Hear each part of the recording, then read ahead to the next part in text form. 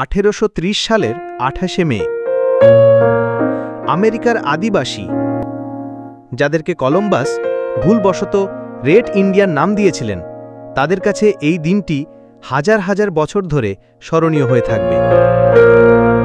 কারণ আমেরিকান আদিবাসীদের জোরপূর্বক দেশের এক প্রান্তে থেকে অন্য প্রান্তে সরানোর লক্ষ্যে ওই দিন একটি আইন পাশ করা হয়, যে আইনটির নাম the Indian removal act of 1830। মার্কিন যুক্তরাষ্ট্রের সপ্তম প্রেসিডেন্ট অ্যান্ড্রু জ্যাকসন এই আইনটি পাশ করেছিলেন। আর এই আইন পাশের মাধ্যমে মিসিসিপি নদীর পূর্বে বসবাসকারী আদিবাসী আমেরিকানদের সেখান থেকে নদীর পশ্চিমে ইন্ডিয়ান টেরিটরিতে পায়ে হেঁটে বিতাড়িত করার পথ সুগম করা হয়েছিল। এই আইনের ফলে 1838-1839 সালে হাজার হাজার আদিবাসী আমেরিকান, বিশেষ করে চেরোকি উপজাতিদের জোরপূর্বক তাদের পূর্বপুরুষের ঘর ভিটা ছাড়া করে 1900 কিলোমিটার পথ পায়ে হেঁটে যেতে বাধ্য করা হয়েছিল। আর এই দীর্ঘ যাত্রাপথে প্রচণ্ড ঠান্ডা, ক্ষুধা, রোগ আর ক্লান্তিতে প্রায় 4000 উপজাতি বা রেড ইন্ডিয়ান নির্মমভাবে মারা যায়।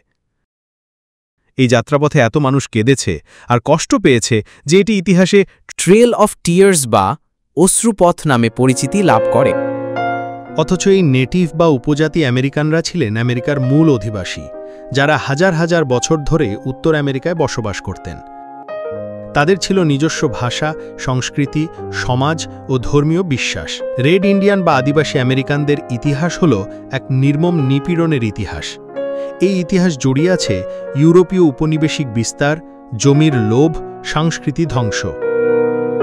1492 সালে ক্রিস্টোফার কলম্বাস আমেরিকা আবিষ্কার করার পর ইউরোপীয়রা সেখানে উপনিবেশ গঠন শুরু করেন।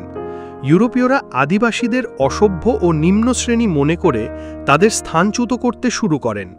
তবে এই আদিবাসীদের বিতাড়ন করার আরও অনেক কারণ ছিল।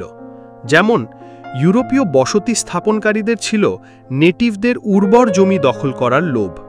মার্কিনীরা ভাবত সমগ্র উত্তর আমেরিকা তাদের ঈশ্বর প্রদত্ত অধিকার। আদিবাসীদের ধর্ম, ভাষা ও সংস্কৃতি ইউরোপীয়দের কাছে ছিল অসভ্য। তারা আদিবাসীদের খ্রিস্টান বানাতে এবং সংস্কৃতি মুছে ফেলতে চাইত।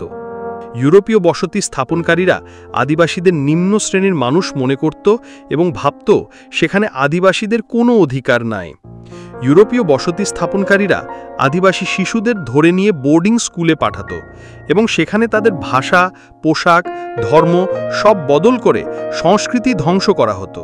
বলা হতো, kill the Indian, save the man. 1492 সালে আদিবাসীদের সংখ্যা ছিল প্রায় 5 কোটির মতো। 1900 সালে তা কমে দাঁড়ায় অনুমান 2.5 লাখের মতো। ইউরোপীয় উপনিবেশবাদী ও পরবর্তীকালে আমেরিকান সরকারের নীতির কারণে কোটি কোটি আদিবাসী আমেরিকানরা মারা যান, যাকে অনেক ইতিহাসবিদ ধাপে ধাপে সংগঠিত গণহত্যা, জেনোসাইড বলে বিবেচনা করেন। ইতিহাসের এই অধ্যায় বিশ্বকে মনে করিয়ে দেয়, যে সভ্যতা অন্যকে ধ্বংস করে সে নিজেও একদিন প্রশ্নবিদ্ধ হয়।